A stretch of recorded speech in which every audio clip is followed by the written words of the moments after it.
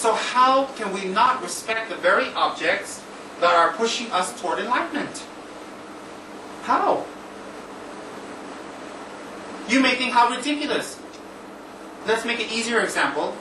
If there's 500 people and I love 499, how come one can stop me from enlightenment? Because the very fact that you don't like one shows you that you do not have the quality of enlightenment to be labeled or classified as enlightenment, to gain enlightenment. Because if you are enlightened, the enlightened state has no hatred or malice or arrogance or pride or hurt or gets hurt. So if you are uncomfortable with even one, it is not that one that's holding you back. It is your emotions and the subtle defilements not purified yet.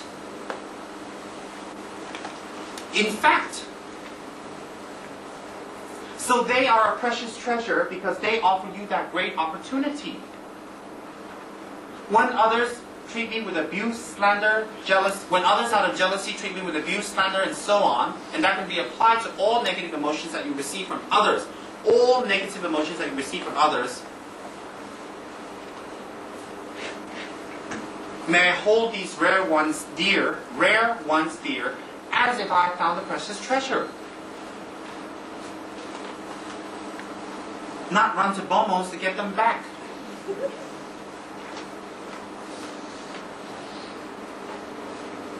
Not wish and wait for them to get in trouble. And then say, oh, poor them, but secretly rejoice.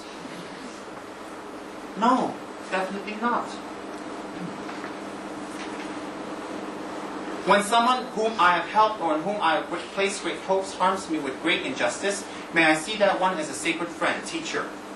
When someone whom I have benefited or helped, and I place great hopes, harms me and disappoints me greatly, may I see them as a supreme teacher. Next slide.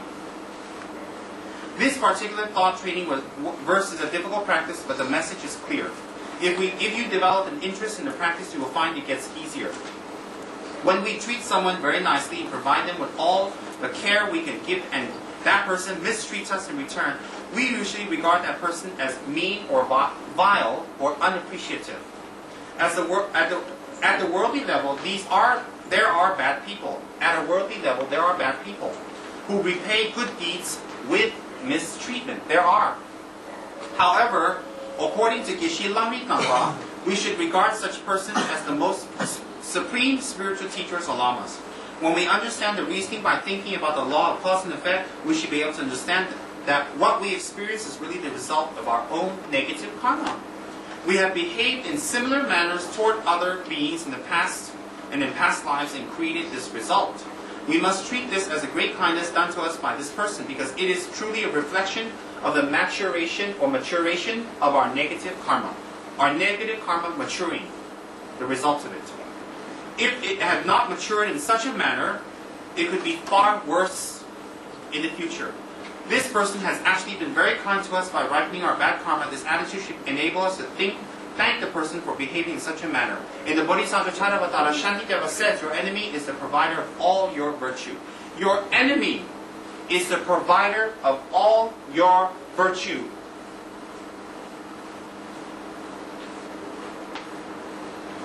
And in fact, a person that you have benefited and you have placed great hopes hurts you, it is not that person that has hurt you.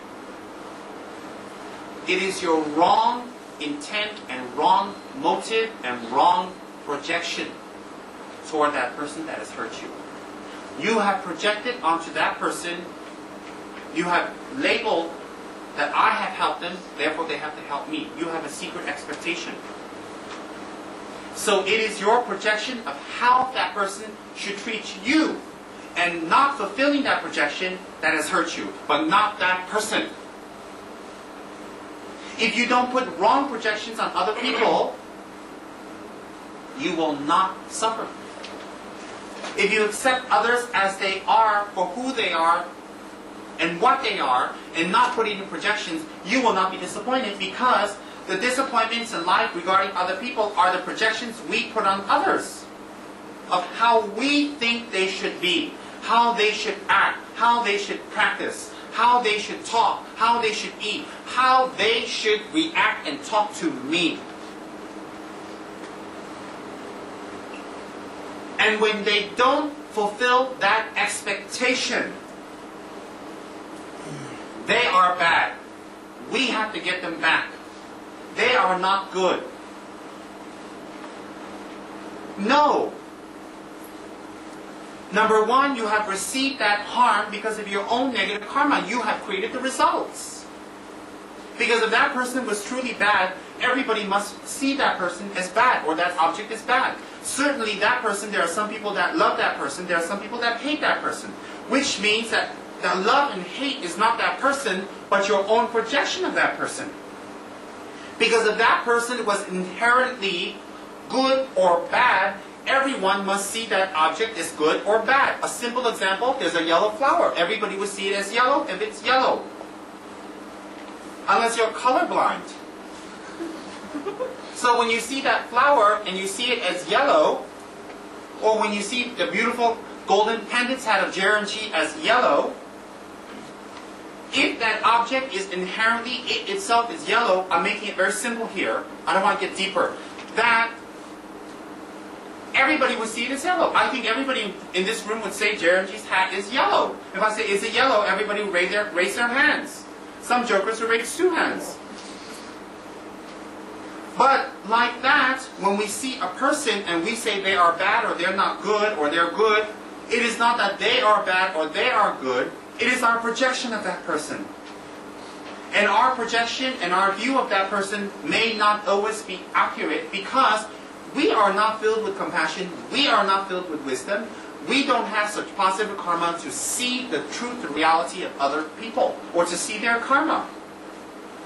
So when we get disappointed with people or we are hurt with people or people supposedly hurt us, it is not that person. And if you react back, it shows your deep ignorance into that subject. It shows your deep ignorance and very strong wrong conditioning and negative reaction to your own negative projection. So even if that person is negative, let's presuppose and hypothetically say that person is negative. Let's presuppose and hypothetically say that that person is negative and they have wronged us. It still does not give us permission to wrong them back. So either way, we are wrong. Either way, we collect negative karma. But basically, most sufferings come about from our wrong projection. Our expectation of how a situation should be. Oh, I have a girlfriend. She's wonderful, she's beautiful, she's fabulous, she's loyal, she's honest, she's hardworking, she's smart. She's clean, she's neat, she's efficient. She's beautiful, she's fabulous, that's why I love her. We get married, she's a slob. She never cleans up. She takes a bath once a week. She has a bad temper. She won't wash your socks. You do it yourself. And right after you got married, she gained 30 kg. Surprise.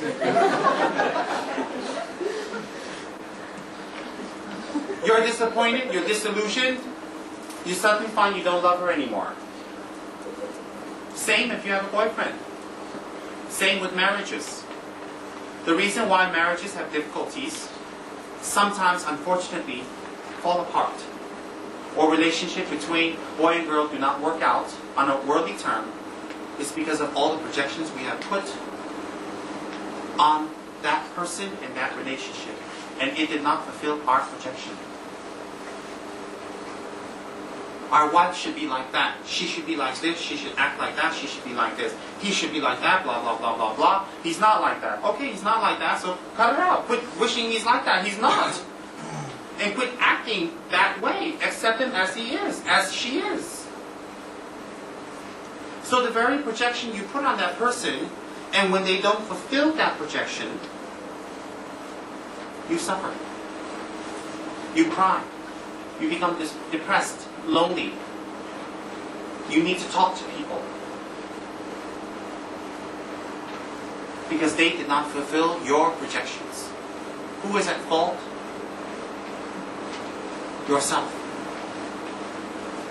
And unfortunately, we work and act out our projections. We feel that that person should be nice to us, that person should be that way, but they're not. We abuse them, we fight back, we round up people against them. We have a hate campaign against that person. We all hate you, we all hate you, we all hate you. We wear t-shirts, we hate that person. We wear hats, we hate that person. We get pins, we get commercial about it, we hate you. We get rallies to hate that person. We never win. It shows clearly your negative state of mind, your lack of understanding, your lack of compassion, your lack of patience and practice, and your lack of realization of the kindness of enemies and people that abuse you. So in fact, you should see that person as a great teacher. What type of teacher? That you should not act like that. And that they are teaching you, that they are giving you a chance to see your state of mind in that condition, in that situation. So we need to stop projecting what we feel or what we want, what we think that person should be, but accept that person for what they are and who they are and how they are. And if we can accept that and be with them, a lot of our problems are solved. If we cannot and we expect this, demand this, and wish this and want that, and this and that and that and that, we suffer. I'm sorry, we suffer. And we are suffering. We will suffer. We have suffered. No one is perfect. No one is wonderful. And the conditions for someone to be perfect is impermanent. The conditions for someone to be not wonderful is impermanent. Don't be attached to either. Don't be attached to someone who is not nice. And harp on it and think about it. And think about the abuse that they have given you, because it's impermanent. They can change, you can change. Hopefully you change before they change. And people who are wonderful can become not wonderful. So don't be attached to them. Be detached.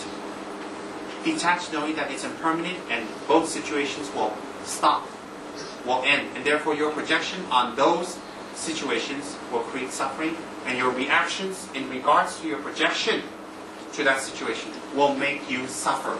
Your projection in regards to that situation, that person, is what makes you suffer. So guess what? Let's start accepting people for what they are and how they are, and have compassion, and if they need help, help them.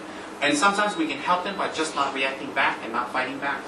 Sometimes we can help them more by not fighting or reacting back, and just letting it go. Even if we have to do it 100 times, because it helps us. Because if we can do it 100 times, it shows you we are advancing. We are getting better. So, in short, may I directly and indirectly offer benefit and happiness to all my mothers? May I secretly take upon all their pain and sufferings? In short, may I directly and indirectly offer benefit and happiness to all my mothers? May I secretly take on all their pain and sufferings? What is that saying? When your mother, when your beautiful, wonderful, kind, and very compassionate mother conceived you, in general terms, it was out of great love.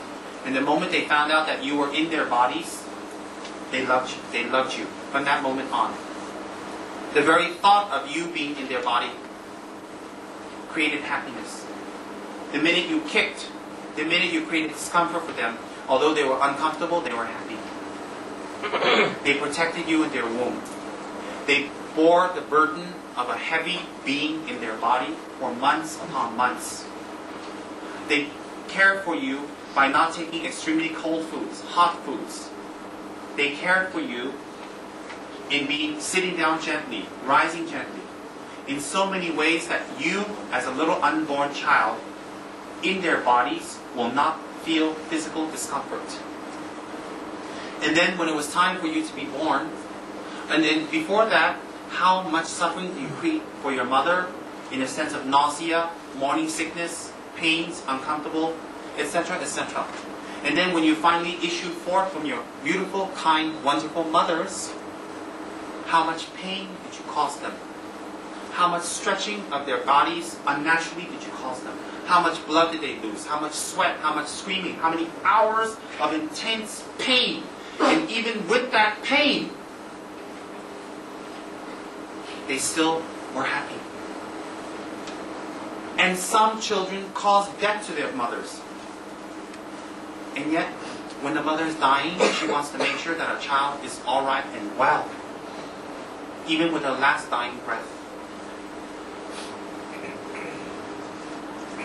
And the minute the child, that being that has caused her so much pain and discomfort for months upon months upon months upon months, was issued forth, instead of slapping and kicking and beating and abusing up that little evil fiend that caused her so much trouble and pain, she grabbed the child and hugged the child in her fatigue to her breast and loved the child. How kind is the mother?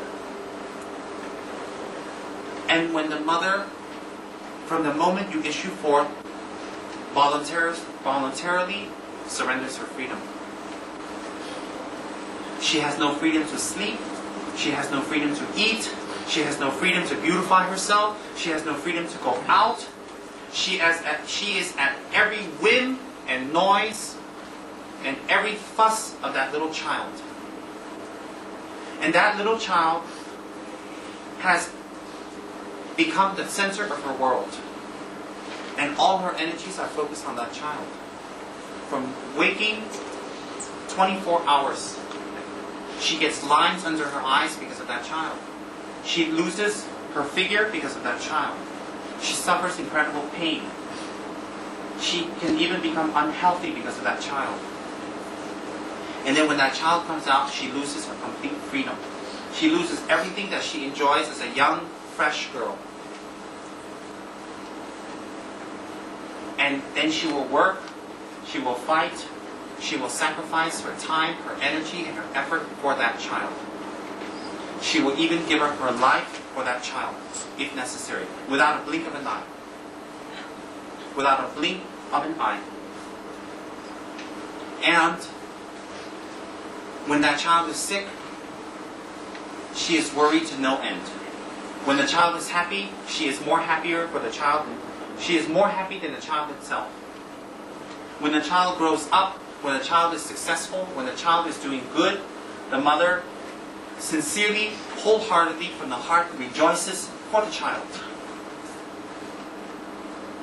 And when the child falls down, or when the child is not successful, the mother suffers incredibly. And in some cases goes insane because out of love and great, deep compassion for that child.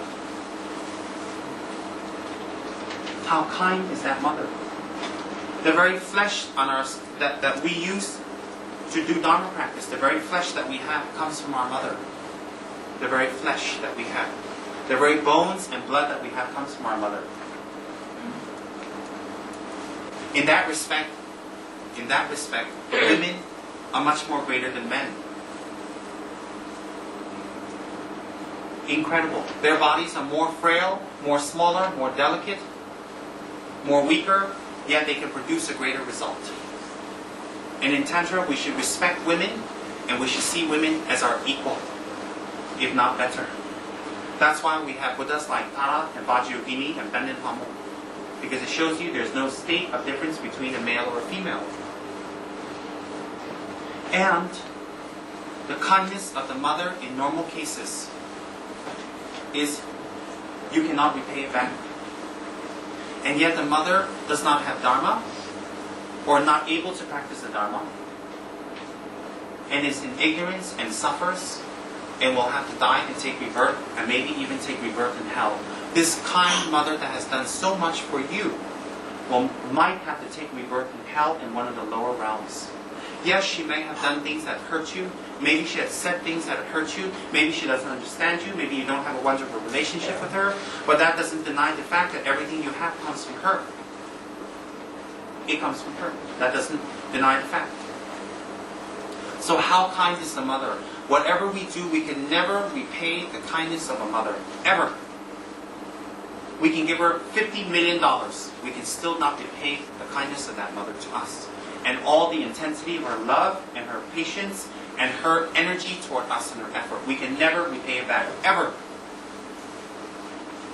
Ever. So if she says unkind things to us because of her own delusions from previous lives, we should forgive her. We should in fact see it as pleasure and beautiful. We should serve her, we should take care of her, we should watch her in her old age, and we should be at her beck and call, and we should treat her as if we treat our own guru. And every moment that we have with our mother is a very precious moment, and we should not let it slip by. And if due to our bad karma our mothers have passed away, we should never forget their kindness and practice the Dharma for them and dedicate it to them. So such a kind being that has been so wonderful to you and has suffered so much pain and difficulty for you, can we be so unfilial not to repay their kindness back and not to treat them as if they are the queen? Like that, in your previous lives, you've had a mother. In the life before that, you've had a mother. And in some situations, with respect to the mothers of this life, some mothers from previous lives maybe even sacrificed their lives and did more for you than the mother of this life. We just cannot remember at this time. So in every single life, thousands upon thousands and millions of lifetimes, we've had a mother that's treated us something like a mother of this life. Therefore, all mother sentient beings, we say in Buddhism, Mahayana Buddhism, all mother sentient beings or all mothers. It doesn't mean that these 4 months are my mothers.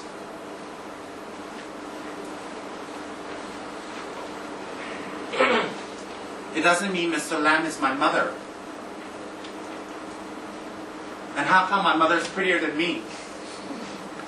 It doesn't mean that everybody is my mother. It means that at one time or another, every single sentient being has been your mother and has treated you in such a way. And don't you think you should repay that kindness back? Whether it was done in this life or a previous life, it was done to you. You got that benefit. That's why you're here today. Don't you think you should repay their kindness back? Therefore, in Mahayana Buddhism, the first step to developing bodhicitta is the recognition that all sentient beings has been your mother. On that logical basis. And therefore, all mother sentient beings, some of them are in hell, some of them are in the spirit realms, some of them are animals, some of them are in desperate human situations, some of them are all around you. In the God realms, taking rebirth, suffering again and again in samsara. How can you, an unfilial child, let your mothers suffer? Recognizing that is the first step toward achieving bodhicitta. So in the future, when you hear all mother sentient beings, that's what it means.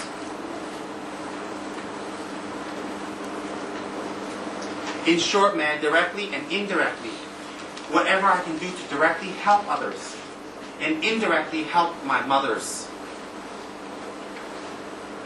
may I offer all the benefit to them and take their sufferings openly and secretly and endure sufferings for my mothers who have been so kind to me. May I secretly take upon all mother sentient beings sufferings and pain. We should pray for that quality. We should want that quality, yearn for it, make offerings for it, meditate on it, meditate for it, recite mantras for it, do retreats for it, go to our gurus for it, receive teachings for it. We should make donations and do whatever beautiful charity works all of you are doing for that purpose and that purpose alone. To repay the kindness of mother sentient beings. How to repay them? Not simply just to give them food, clothing, shelter, and medicine, but to give them the complete method to be free from samsara. And the only way you can do that is to become an enlightened being for them. So for the sake of all mother sentient beings, I will listen to the Dharma. So that I will learn the methods and that I can practice and I can become an enlightened being to repay their kindness. For the sake of all mother sentient beings, I will make offerings. For the sake of all mother sentient beings, I will support the beautiful Dharma centers. And the merit that I receive, I may become a Buddha to benefit my mothers, plural. I will practice patience for my mothers. I will meditate and do mantras for my mothers. So when all your motivation is that you will do Dharma practice, help Dharma centers, assist others, etc., etc., that you can repay the kindness of others. You will not be disappointed easily when you meet harsh people. You will not be disappointed easily if you do not get results quickly. You will not be disappointed easily if something goes wrong, but you will be able to endure it. We can definitely endure a lot of pain and problems for our mother today, remembering their kindness. So what's the difference between a mother of this life and previous lives? And the beings around you will have a very strong chance that they will be your mothers again. Because like H2O cells, water cells, evaporation, cumulus clouds, precipitation, hail, snow, rain, etc., and then collection of a water body, and again evaporation, it is the same H2O cells in a cycle. There's not one new H2O cell in this world. Like that, there's not one new sentient being in this world. It is the same ones that you will be meeting again and again and again. So doesn't it behoove you to remember their kindness of the past, of the present, and the kindness that they will bestow upon you in the future? And is that the way you react back to a kindness that they have shown you before? And even a direct kindness they're showing you now to allow you to practice the Dharma. So, every action we do, the motive should be for all mother sentient beings.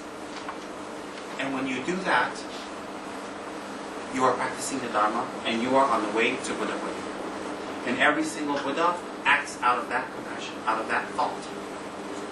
Spontaneously, effortlessly, constantly. Because they have conditioned and trained for that, and they have removed the causes that prevent that. So we should morning time wake up and think, how can I benefit mother sentient beings? Before we go to sleep, how have I benefited others? And every single day, to put that into our hearts stronger and stronger. I will do everything for the sake of other sentient beings. I will be able to endure for others. You will see your mental strength grow. You will see your perseverance grow. You will see your enthusiasm grow. You will see you become stable and steady, and you start to change. And that's what we want. So the motive for anything we do in Dharma should not be the 8 worldly concerns. Yes, it's that crazy monk talking about the 8 worldly concerns. That's what he talks about all the time, and he's going to make a discount. But we should work and do actions not for the center, not for our gurus, not for our friends, not to look good, not for reputation, not for karma for ourselves. Karma, not merits. We should do it for the sake of all sentient beings. I will help the Dharma Center for the sake of all sentient beings. I will listen to the Dharma for the sake of all sentient beings. I will practice Dharma for the sake of all sentient beings. I will meditate, do mantras, do retreats, go to holy places. I will work and endure pain, and I will put up and show patience to people that hurt me and damage me, and situations that bother me, for the sake of all mother sentient beings. Why? In short, because you wish to become a Buddha to repay their kindness, to give it the ultimate way out, to come out of suffering. And the only way is to develop those qualities. And the only way to develop those qualities is to come across the situation that help you develop those qualities.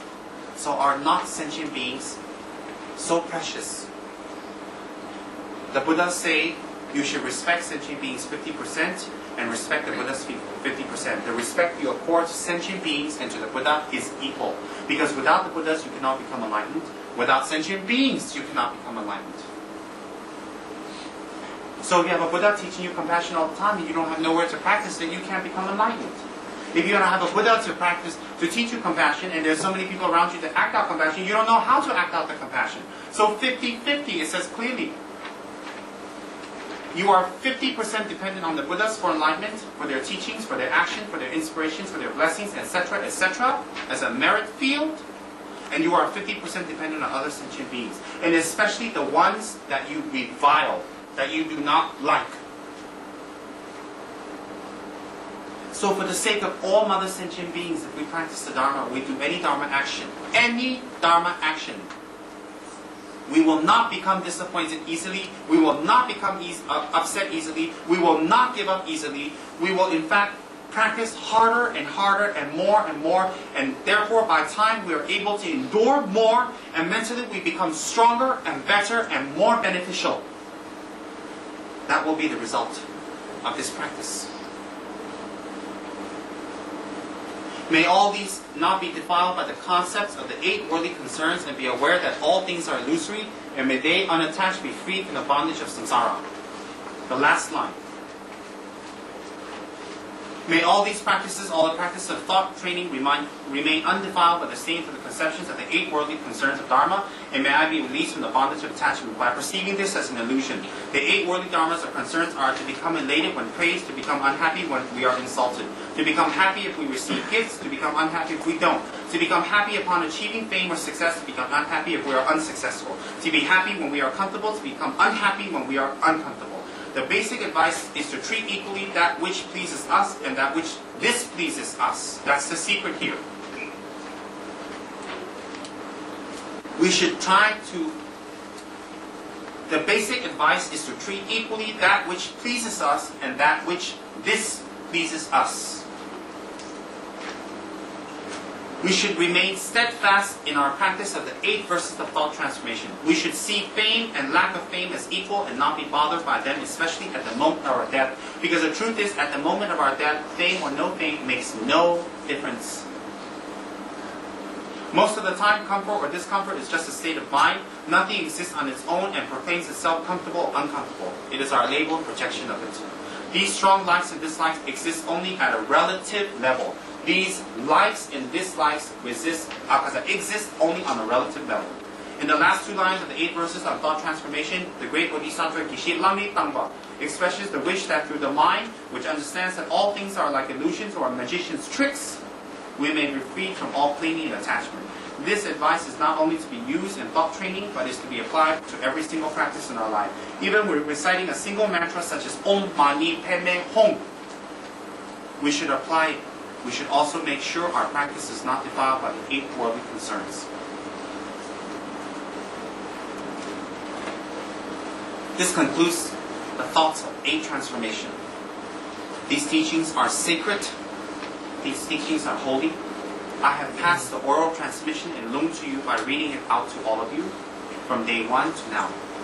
Although I am not accomplished and I am not realized, definitely I'm not, and I'm not being humble by covering up that I'm realized. I'm telling you the truth.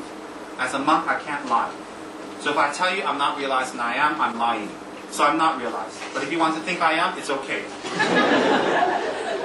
I won't fight it. But as coming from an unrealized monk that sincerely believes in these teachings and have received it from the correct source and the correct guru, I invoke the blessings of His Holiness, Avalokiteshvara Chenezig Tenzin Gyatso, the Dalai Lama, that all of you, that these teachings may go into your hearts and go straight into the center of your mind, and that you will practice it from this moment on. If you practice this and nothing else, and you can check this with His Holiness, you can still get enlightened. And you don't need any commitments except the commitments mentioned in the 8 lines. And if you practice this, all of the 84,000 teachings of Buddha Shakyamuni that he taught for over 41 years of his holy life is included in these 7 lines. So please don't chase after mantras, holy places, exotic gurus with wonderful hats. Don't chase after wonderful gurus that come from exotic places that are emanations of deities that you can't even recognize, with a lot of arms and faces and colors, and that drive you crazy because you can't memorize it. Don't chase after exotic temples and exotic initiations and empowerments. Don't chase after exotic rituals and pujas, because none of that can remove your suffering, and none of that can give you happiness. Only the 8 verses of transforming the mind and in its practice will give you this. Because every single practice, meditation, every single method that the Buddha has given you, without the it is an extension, an elaboration, or a part or a whole of the 8 verses of mind training. So if this is not practiced in any way, shape, or form, you will definitely not gain results. In short, if you see the back of this, if we even condense the 8 thoughts into 8 small lines. Number 1, holding others as dear because they are necessary for awakening. Seeing others as supreme, preventing delusions, holding difficult people as dear, accepting defeat, regarding those who harm me as my sacred friend, exchanging of self with others, seeing all things as illusions. That is the complete path of Buddha right there. And this 8 short lines is on the front are the 8 longer lines, and these 8 longer lines are the Bodhisattva Charyavatara, and that extended is the Buddha's complete teachings on compassion. So these 8 little simple lines are the complete teachings of Lord Buddha on compassion, and the last line is on wisdom, which I will not go into detail today. So all of the teachings are there. I beg you, I implore you, and I ask you, if you really wish to practice Dharma, yes, read these every day. I know you have millions of sadhanas and millions of deities and meditational retreats that you have to do. But can I ask you one simple question with deep respect and no malice intended? Has those exotic deities given you any results? Has those exotic mantras and secret initiations brought you any results? Have you become kinder? If they haven't, we should go back to the basics. Because the basics are what makes up those deities. So please, stop running after all types of exotic lamas, me included. Stop running after lamas that have 53 lifetimes and they wear wonderful hats that took meters of brocade to make, and running after exotic lamas that have 5,000 centers around the world. Stop running after lamas that give you deities that you can now pronounce their names. Stop running after rituals and pujas, and stop running after ego-pleasing Dharma practice. Please follow your Guru's advice and practice the Dharma. That is the place where you practice the 8 thought transformations is the best pilgrimage. The best offering you can make to your Guru is accomplishing these 8 thoughts. And the best temple is where this is taught and practiced. The best center is the place where this is taught and practiced. The best people are the ones that accomplish this. And all Buddhas who are born of these teachings are being created from these teachings and will be born in the future. Hold these teachings sacredly, frame them, retype them, decorate them, put flowers around them, frame them up and read them. Make offerings to these teachings, because they are the Buddha's essence in words. Practice it, memorize it, commit it to heart, recite it every day, and when a certain situation comes, I guarantee you one of those lines will pop into your head and you will be able to control yourself. If you practice nothing else, if you don't want anything else at all, this is enough. If you practice this, you will gain enlightenment. So, in order, a little bit late tonight, sorry, because it's the last night. In order that these teachings sink into our head hard and strong and go in and make a difference in our lives, in order that these teachings can be comprehended and we don't forget them and we may perceive them for what they are, in order that we may understand them clearly, please let's invoke the Wisdom Buddha Manjushri Tsongkhapa by reciting a homage to Manjushri, the Buddha of Wisdom. Obeisance to my Guru and Protector Manjushri. Yes, it's in the Wisdom Book Prayers. What page, Mr. Larry? Page 2. Okay. Please lead the prayers. Obeisance to my Guru.